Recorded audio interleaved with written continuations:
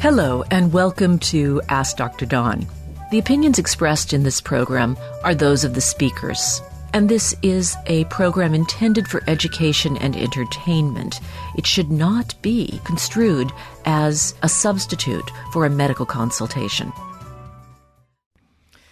So let's start with an alert that I think is a part of a growing issue. So let's talk about that growing issue, and that's hair growth vitamins.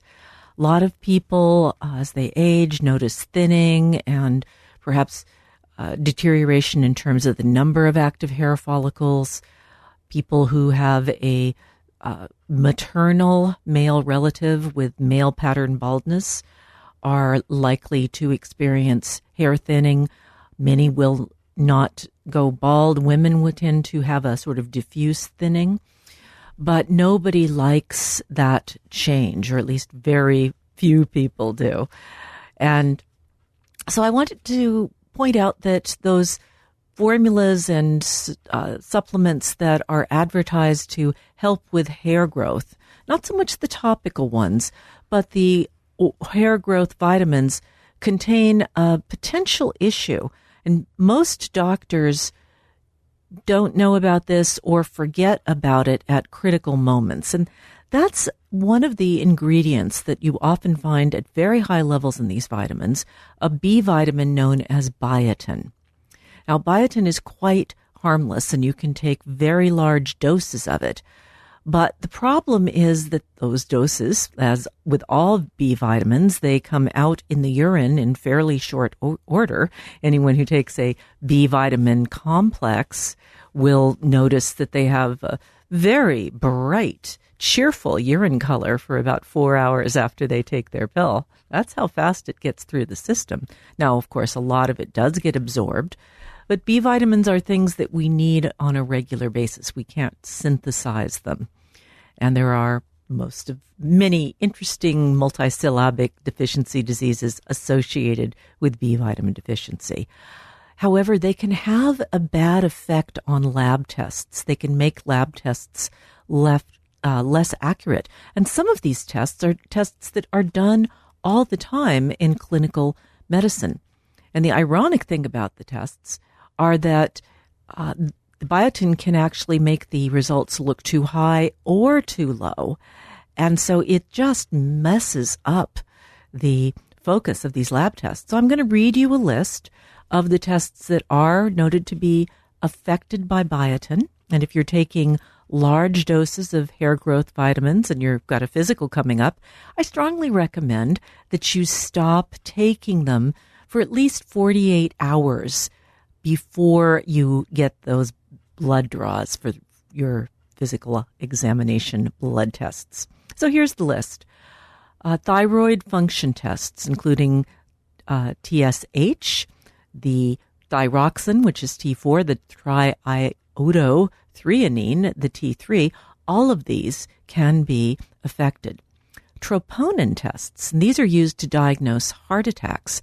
I learned about this when in this context, but then when I checked it out further with my friend Claude, I learned all this other stuff. So the one for biotin and the heart attack test, troponin, is worrisome because it causes falsely low levels.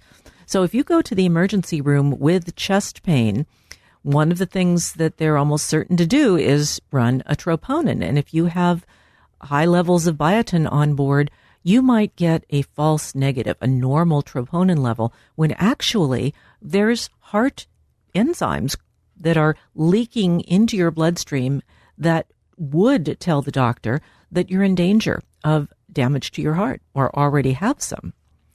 A second one that's quite significant is parathyroid hormone, which can also be affected. Parathyroid hormone is often checked when a person has osteoporosis. People can have tumors that are not malignant, but they make extra parathyroid, and it's a stealth problem. The people lose calcium from their bones, and often the first finding is a fracture. So this is important. We don't routinely check parathyroid unless we see a high calcium, but it's possible to have a slow leak and have normal calcium in your bloodstream. Follicle-stimulating hormone and luteinizing hormone, which are used to diagnose menopause and certain kinds of male infertility, will be altered. Vitamin D can go either way. Biotin interference can lead to either a falsely increased or a decreased level of 25-hydroxyvitamin D, and that is really substantial. Many regular listeners will recall that I'm a strong advocate of getting those vitamin D levels up high. It's a master immune regulator and anti-inflammatory. We know it's protective for COVID and probably for other viruses, or at least the runaway severity that a cytokine storm can cause with other viral infections. Probably, although I have not seen data on this, also maybe puts a cap on the damage that might come from sepsis. Although, like I said, that's a speculation on my part, and I'll have to fact check this. Testosterone and PSA, tests that are commonly done for men, also can be affected. Ferritin, which is a iron storage hormone, but it also goes quite high when you have a bacterial infection. It's a marker for inflammation. So these are all really important things. I think the simplest thing to do is skip it before lab draws for 48 hours. I guarantee your hair will not fall out. And also, maybe just take a moment if you're in the emergency room and make sure the ER doctor knows that you're taking this big wonking dose of 5 or 10 milligrams of biotin. You probably need, 1/1000th of that to avoid a deficiency disease. But high doses of it do seem in studies to improve hair growth. So I'm not saying don't do it. I'm just saying proceed with caution. Well, going to our first listener letter. This is from Benjamin, who says that he lives west of the Rockies. KG, Benjamin. Keep it low profile. It's good.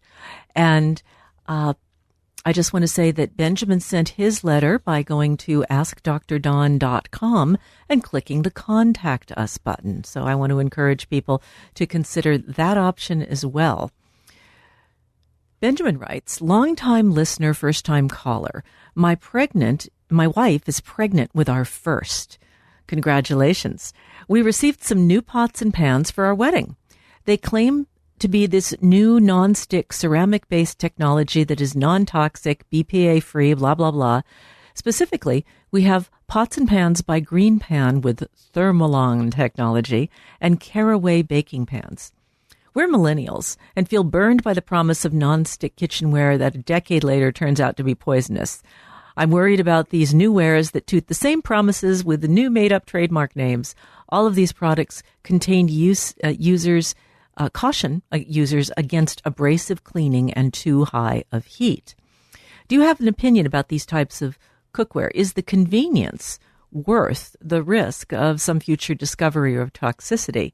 Or were the first-generation failures of nonstick just that, first-gen mistakes that have been solved in later iteration? Is proper use and cleaning enough to safeguard my young family, or should I stick to cast iron and stainless steel? Well, before I launch into answering your question, Benjamin, I want to tell you that I, too, became very concerned when those early reports about Teflon came out and about the forever chemicals and the PFOA, and I switched as soon as something better came along, and that was a product called ScanPan. And this non-stick coating, and a very good coating it is, I will say, it's called Stratanium, and this is a quote-unquote patented PFOA, PFOS-free non-stick coating system that they spent over 2 years researching and testing before releasing in 2017. Now, some sources claim that ScanPan uses a ceramic titanium non-stick coating that's free of PFOA and TFE, probably what the Thermalon says. Others sources suggest that it's actually a hybrid Teflon ceramic nonstick coating reinforced with titanium, where the ceramic and the titanium serve to make that Teflon coating stronger and longer lasting than other types of Teflon nonstick. And this company does acknowledge that they do contain Teflon, I believe me, or PTFE, depending on what term you want to use. Believe me, when we purchased ours, that was not on the package. The coatings have always been made without the use of PFOA. One of the reasons Teflon is bad is octanoic acid, that's PFOA for short, as known to be toxic. It's used in the manufacture of Teflon. And when Teflon is overheated to about over 600, which is easy to do if you leave it on the stovetop, it releases a gas that contains residue of PFOA, as well as some other interesting things I'll tell you about in a moment. So ScanPan finally fessed up about the Teflon in their pan, and it has to be heated to 660 for the coating to break down. The fumes that are emitted are harmless for humans but harmful for birds. Yeah, we've heard that before, haven't we? Teflon itself breaks down at about 500 and does release toxic chemicals into the air that can cause something called polymer fume fever. You also get this if you burn things in zinc containers. That's called metal fume fever. It's a flu-like illness. It's basically a poisoning. Your body deals with it, but how sure are we that it's okay? So basically, the same, as you said, the nonstick cookware recommendations. Don't use high heat. Never preheat an empty pan. The opposite, by the way, of the advice for using an iron skillet. Ensure good kitchen ventilation and use soft tools to prevent scratching the pan. Now, ScanPan claims their coating is metal utensil safe. It probably is. What about Thermalon? Is a different compound that does not contain the PFOA, but it does have some issues, particularly when you look at the real things that are in there. So Thermalon is silicon dioxide. That's basically sand. And it's complexed with something else that's, according to the ads, completely toxin-free. However, there was a lawsuit in 2019 that was settled out of court with prejudice to the person who brought the suit, which means they got paid off on the promise of never filing another lawsuit. It's a little fishy. It's probably safe as long as you don't scratch it, and that, I think, is the most important lesson to take home here. You've got to be careful with scratching these things, because once you scratch them, whatever complex is on top of them that's protecting you from the compound is no longer there, and it's new and not studied. So getting back to your question about the caraway, this is one that I actually think is probably safe. This is cookware, so things that you would bake in, not fry in. And of course, the difference between a skillet and baking is that you aren't really scratching away at the surface. Presumably, you are not eroding or abrading it, but if there were chips, I'd be concerned. Caraway has an aluminum alloy. They don't reveal what's in the alloy. That's under the ceramic coating. And you can also get cast iron with the ceramic coating, which helps make it a little less sticky. But I've wanted for a while to switch to cast iron, and I want to thank you for kind of giving me a little kick to do that. Cast iron pans are pretty safe under most circumstances. People, again, you don't really want to abrade it, and you want to make sure that it is well seasoned. And seasoning, when you heat something and expand it, the metal expands, little pores open up.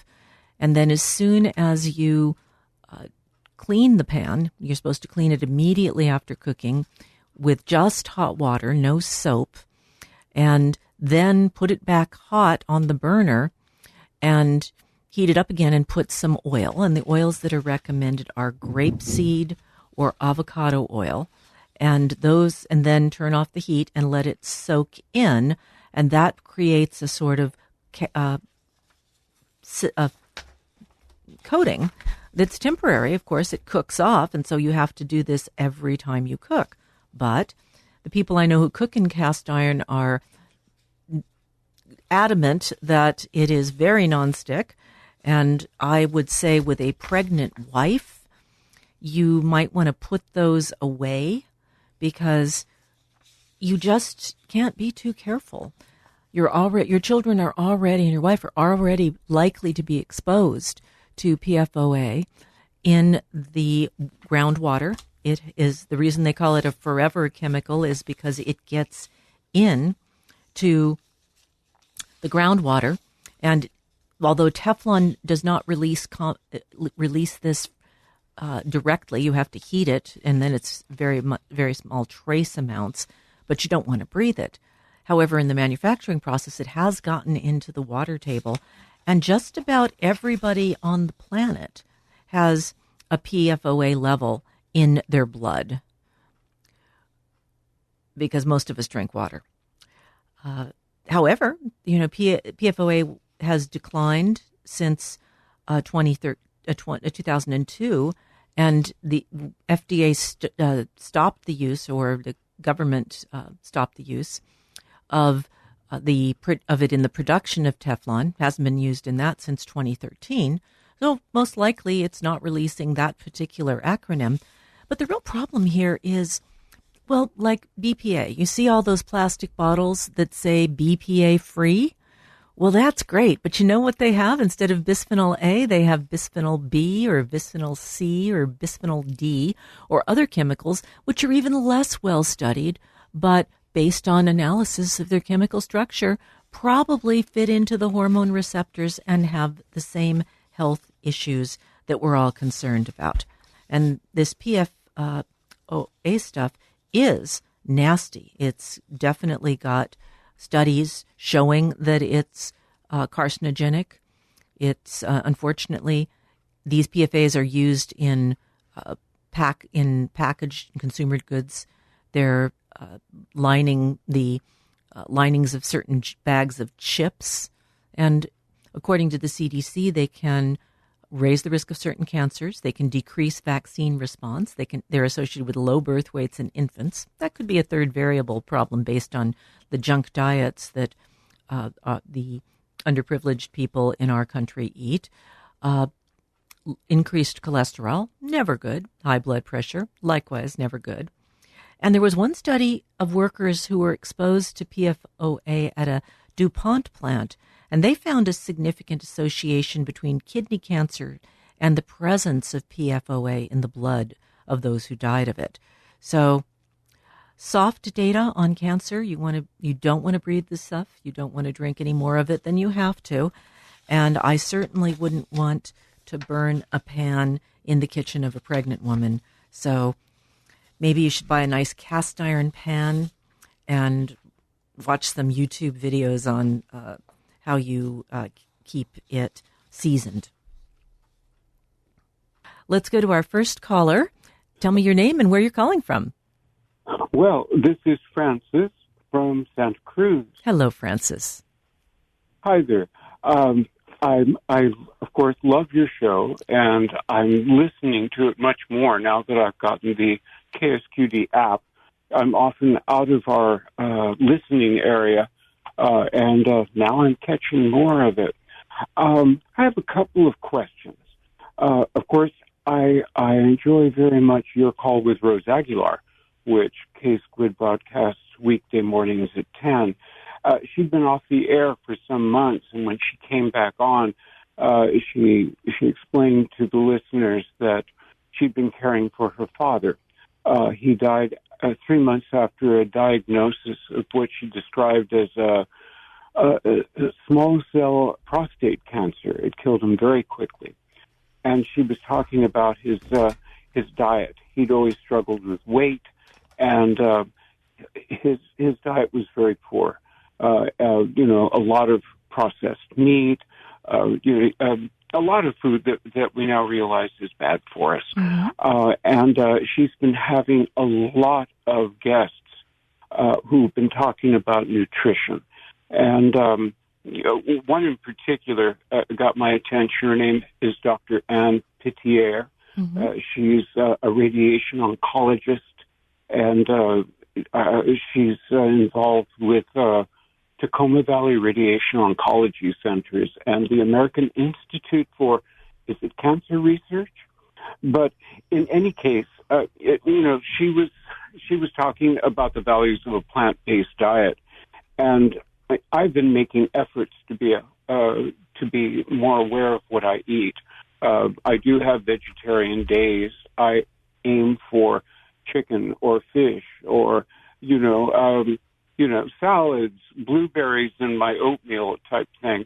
But her advice was that really it's any kind of meat is bad for you. I mean, and she equated oven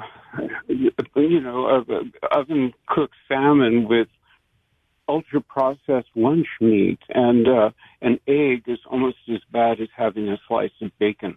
And I'm thinking, okay, I'm going to try to get up to speed and try to increase my intake of vegetables. And I think one question I have, I'm not much of a cook, and I wonder if you've come across anything that's the equivalent of a I hate to cook cookbook for eating a vegan or vegetarian diet. Well, forget about vegan if you hate to cook. I mean, you're going to have to hire a chef. Vegan is very labor intensive. Lots of chopping, and you need to do that chopping in order to be sure that you're absorbing enough of the nutritional content of the food. The raw food diet, same thing. If you need to pre-process that food to really be sure you're going to get adequate nutrients.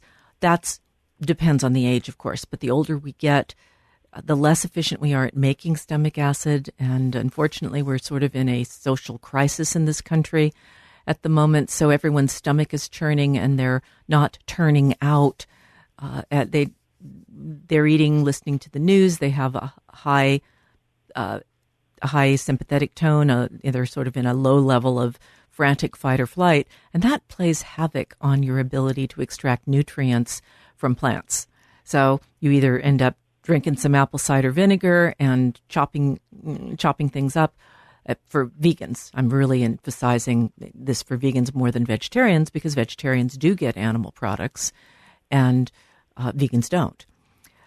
So I'm not in favor of a vegan diet so much as we age. I do think that it's just hard to extract the protein in particular from the compounds that are there. It's complexed with a lot of fiber. And so when you look at the intermediates that you see in the bloodstream, or you measure muscle mass, my vegans often come in a bit on the low side in terms of that bell curve for age on their muscle mass. And I link that to fragility and frailty and, sort of the long slide towards the big black box. So I disagree with any kind of extreme view. That's another piece of this. So I'm going to say, certain organic meats, organic fish, almost, when I say organic fish, I mean, essentially not farmed, and worry about the large predator fish. In the last 2 years, a friend of mine who's from Argentina has turned me on to smoked sardines, which are delicious and small and very low on the fish food chain, so they contain very little low levels of accumulated mercury or other toxins. So just saying, that's my content label. Maybe if you visualize a round plate, you want perhaps at least a quarter of that plate to be some kind of high protein food. And so, really well cooked beans, works if you tolerate beans. Some people can't handle the lectins, but again, there's a really extreme guy out there who's like, lectins will kill you, and it's like, no, it won't. Humans are very adaptive. You've got to get enough fiber. You've got to feed your microbiome. That's why plant-based diets probably have lower rates of cancer, is because it's the big cancer, right? What's the big cancer? The big cancer is colon. And colon and lung are the big ones in terms of their frequency in the population. And so when you do large epidemiology studies, you do see a benefit. When you break it down by cancer, the majority of that benefit is related to the fact that there's less bowel cancer. So cooking, in terms of your desire to eat more vegetarian meals and not wanting to cook, you live here in Santa Cruz. Through most of the health food stores, and that for us would be New Leaf, Staff of Life, and Whole Foods, have kitchens, and they cook meals. And if you show up at about 5:30, you can get yourself a dinner entree, maybe a little later, but you can get yourself a dinner entree, and you put it in a thing, pay it by the pound, and go home and eat it. And this is actually a pretty good strategy. And these are, of course, organic. And so we check that box. And a lot of them are vegetarian, so you get to check that box. And it's pretty low effort. For lunch, you can you don't need to be gluten free, but you should be heritage grain, not Wonder Bread. But I would doubt that you would be the person who'd be eating Wonder Bread with Skippy on it. Buying organic peanuts and then grinding them and having your own peanut butter without any emulsifiers in it. Great idea. Nut butters in general, cashew butter, almond butter, kind of the mainstay of a lot of vegans' diets. And, a jar and a butter knife don't exactly count as cooking. That plus a salad. And again, you can buy boxed washed greens that all you have to do is throw some dressing on. I'm fond of dressings that separate in the bottle. And that's because emulsifiers, even natural emulsifiers, have a adverse effect on your gut mucus.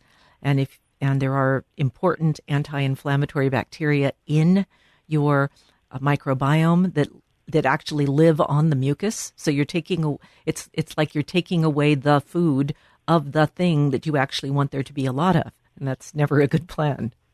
So is that helping? Yes, it is. From what I'm reading and what I've been hearing from all of these guests that she's been having on, they talk about the dangers of even imitation sugars, because then the body has some problem processing real sugar, and the body begins to consume the mucus, and that leaves the gut lining vulnerable, and that can lead to cancers. Readings about, and speakers talking about ultra processed food, and that the problem isn't so much. The problem is all the ultra processing to make food addictively delicious. Well, you are definitely right about that. That is a big problem. Yeah.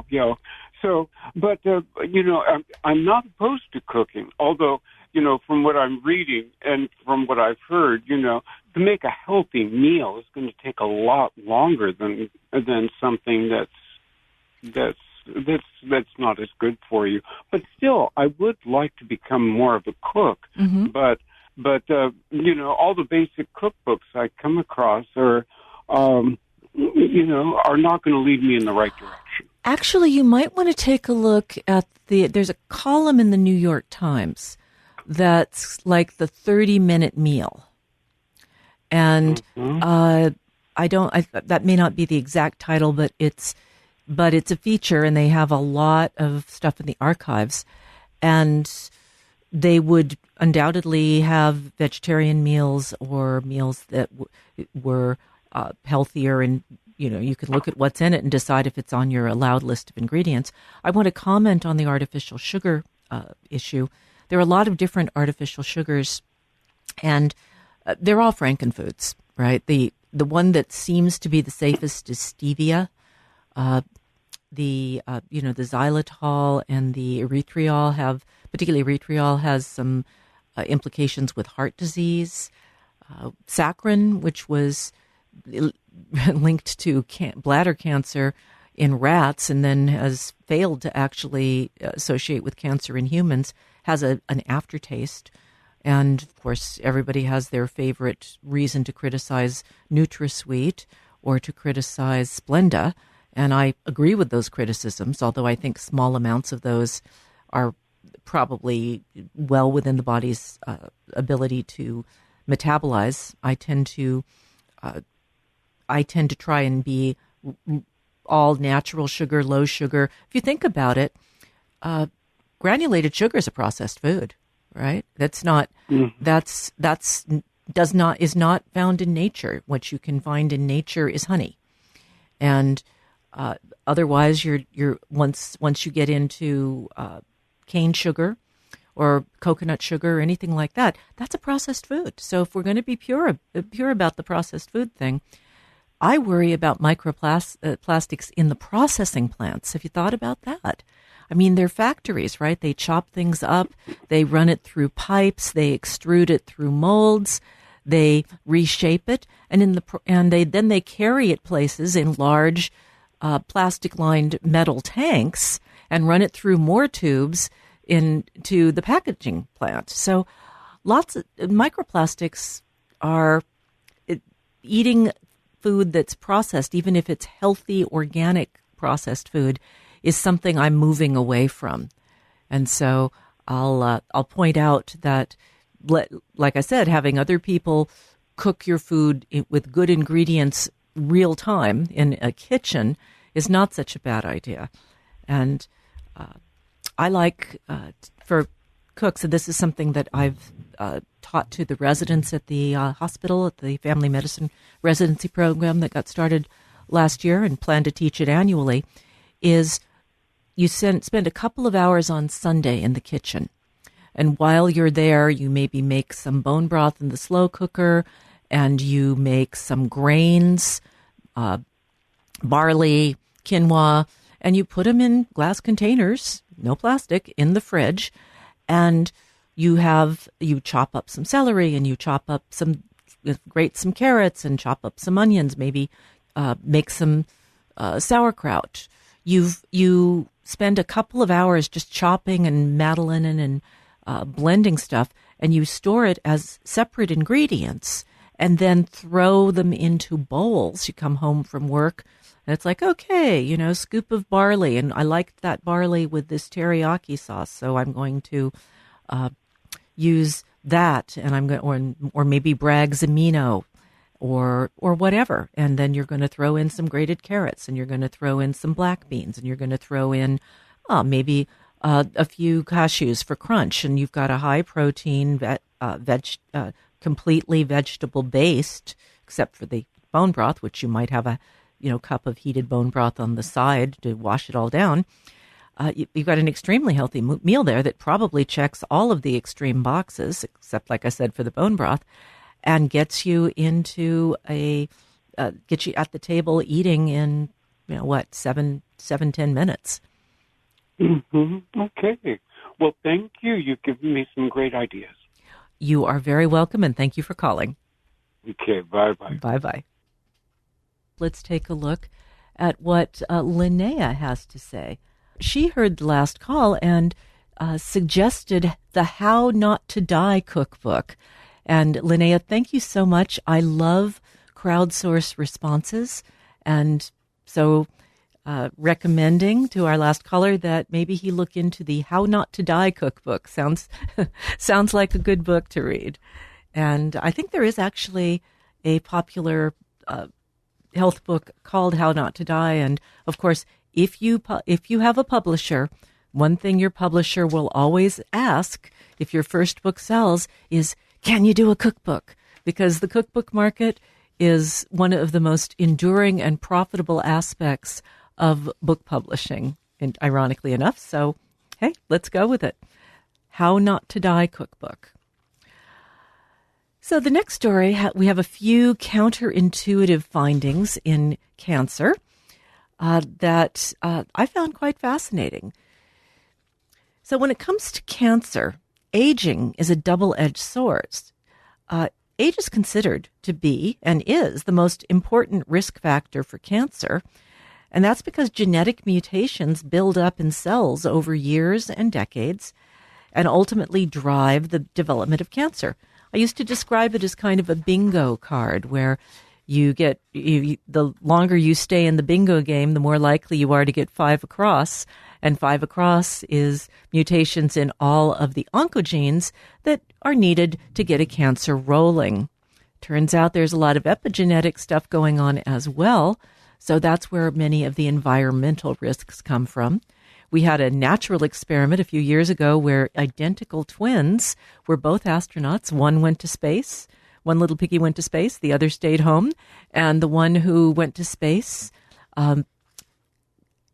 aged so much faster, and it was all epigenetic aging, presumably from not being protected from radiation, and of course the problems with zero gravity and its effect on the body. You'd think it would be good, but actually zero gravity increases your risk of congestive heart failure because the blood doesn't stay in your legs where it belongs. Instead, it stays in your lungs where it doesn't.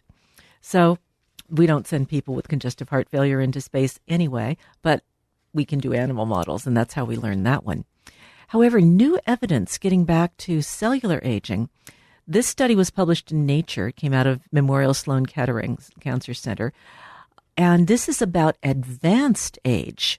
Now, as people get older, they're more likely to get cancer, but there's a point when you get so old that your risk of cancer actually begins to fall. So let's take lung cancer for an example. Lung cancer is diagnosed in most people around the age of 70. But once you get to 80 or 85, the incident rate starts to come down.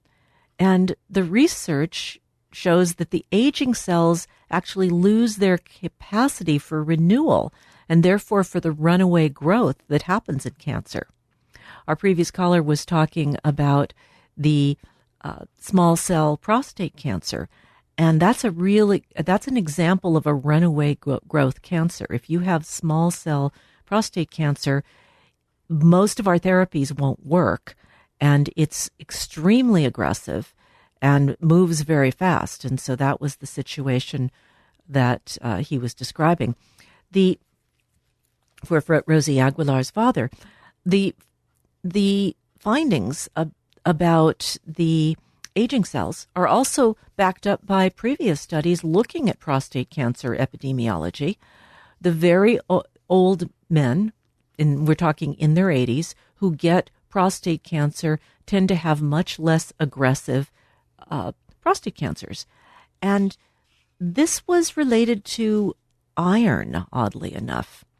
So the analysis showed in this mouse study showed that iron plays a role in aging cells' ability to regenerate. So we've had therapies for cancer that target iron metabolism, and they've worked well in younger people, but they don't work as well in older people. So this was done in a genetically modified mouse model of lung cancer, and they found that as the mice get older, they make more of a protein in their body. It's probably one of those senescent proteins that we talked about last week or the week before. So it's called NUPR1. And NUPR1 changes the settings in the cells, and the cells start acting like they're iron deficient. So they divide more slowly. And oddly enough, the aging cells actually accumulate more iron, but they function like they don't have enough. So since the cells in older mice functioned as if they didn't have enough iron, they lost some of their ability to regenerate. And because regenerate capacity is directly linked to the rise of cancer, because it's when the cells divide that the errors happen that lead to cancer, the mutations in the oncogenes, Older mice got far fewer tumors than their younger counterparts.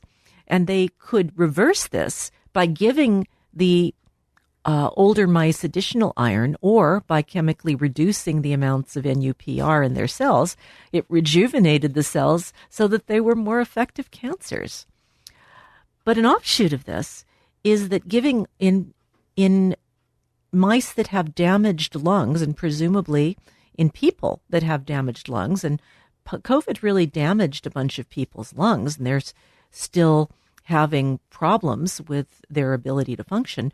Insufficient lung function doesn't heal. Probably also if you have a pulmonary thrombosis, a pulmonary embolism, you are not necessarily, when you're older, going to heal those lungs. It turns out delivering iron to the lungs as an asthma inhaler has worked really well in mice, and human studies are getting started on that.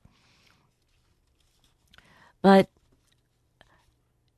iron is really complicated, right? There are a number of therapies I mentioned based on a type of cell death called ferroptosis, and these are the ones that work well in younger people but work less well in older people, because the older cells think that they don't have enough iron, so they respond to the ferroptosis signaling differently. So when we're doing clinical trials, not only do we have to worry about sex and drugs, we also have to worry about age, because this research shows that events that occur when people are young, those cancers are probably more dangerous than cancers occurring later. So key here is preventing young people from smoking or tanning or other obvious carcinogenic exposures. Can we say vaping, anyone? But no, we can't officially. I can just say it unofficially. I worry about vaping and what the other shoe dropping in 5 or 10 years might look like. We already have evidence that certain fluids can definitely mess the lungs up permanently. What about other fluids that are in there that are quote unquote safe? Again, evidence of absence is different than absence of evidence. We have a caller. Please tell us your name and where you're calling from. My name is Ian, and I'm calling from Santa Cruz. Hello, Ian. What would you like to talk about? Yes. Well, it's something you mentioned, a word you mentioned, and that is lecithin. So I was calling because I experienced the information given by a certain doctor. Now, you can't mention his name, can I? Oh, yeah, I could mention his name. I just couldn't remember it offhand. It's Dr. Gundry. That's it, yes. Yes. So I signed up to his newsletter and all that. I get regular emails. But I stopped when I started researching some of his claims against lecithin. So I'd like you maybe take this opportunity to clear the air about lecithin. Now, my own personal experience has been, and of course, maybe I should tell listeners that he does say that just lecithin is bad for you. Almonds are a culprit, he says, and peas. You got to stay away from foods like this. Even, you hear all the good stuff about blueberries and their antioxidant properties. You can't do blueberries either. So there's another doctor, by the way, that criticizes him online. But I was concerned about his talking about almonds have lecithin. You shouldn't have it because we make our own almond milk. Mm-hmm. And I looked it up, and the lecithins are in the skin. And right. So we started blanching the almonds and then making the milk.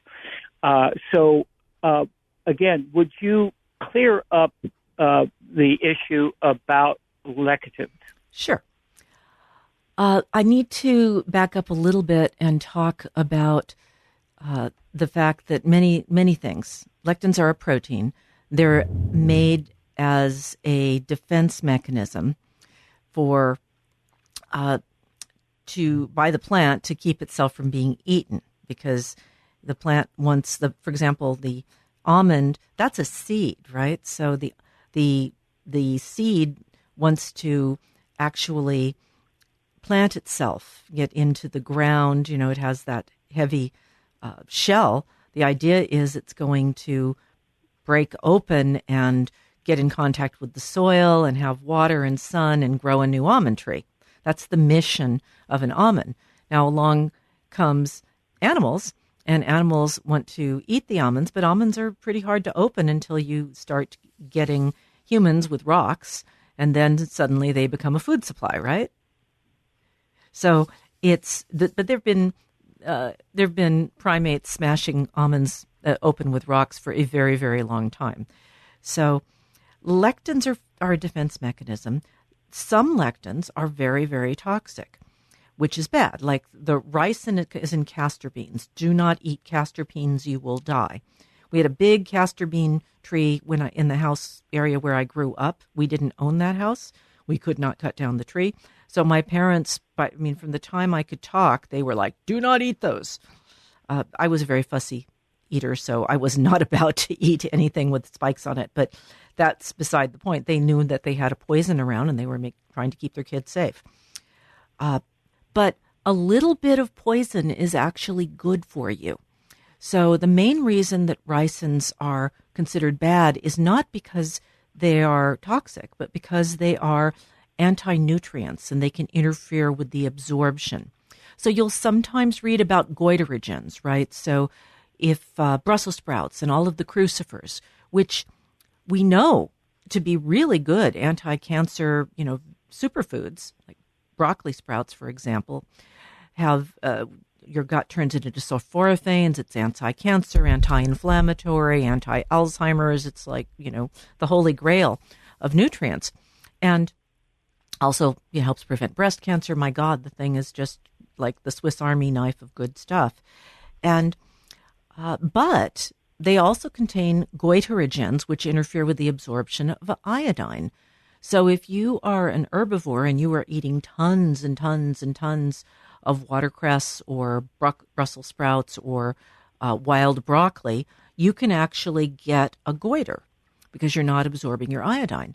This is not really a problem for humans in the modern world. So the same thing is true of soy. Soy contains some compounds that are toxic unless, of course, you ferment the soy. And fermented soy has much fewer of these anti-nutrients. So it's kind of a common feature of plants that they will maybe interfere with the absorption of other things, but it's not a problem unless you eat a vast amount of it. In the case of ricin, that's the castor bean, one couple of beans is a vast amount because there's a lot of toxin. In the case of, say, almonds, there's a lectin in the surface, but I don't think Dr. Gundry understands the most magic organ in the body, which is the liver. And the liver likes to exercise, and it gets very good at detoxifying environmental toxins if it's exposed to things like plant toxins, which are not very poisonous, but are poisonous enough to exercise and cause the liver to make the enzymes that break down this stuff. So then when you get BPA in your system, the liver is like, don't worry, and it squirts it and kills it, gets the BPA broken down into something that can't act as an endocrine disruptor. And the same thing for all sorts of environmental pollutants that are, we are exposed to constantly.